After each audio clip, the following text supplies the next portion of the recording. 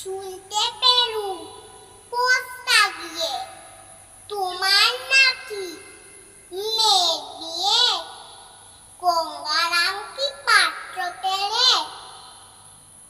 জানতে চাও সে কেমন ছেলে? মন্দ নয় সে পাত্র ভালো, রং যদিও বেজায় কালো, তার উপরে মুখের গঠন অনেকটা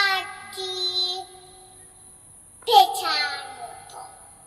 বিদ্যে বুদ্ধি বলছে মশাই, ধন্যী ছেলের অধ্যবসায় 19টি বার মেঘটিকে সে খায়ের হয়ে তাম্র শেষে বিষয় আশয়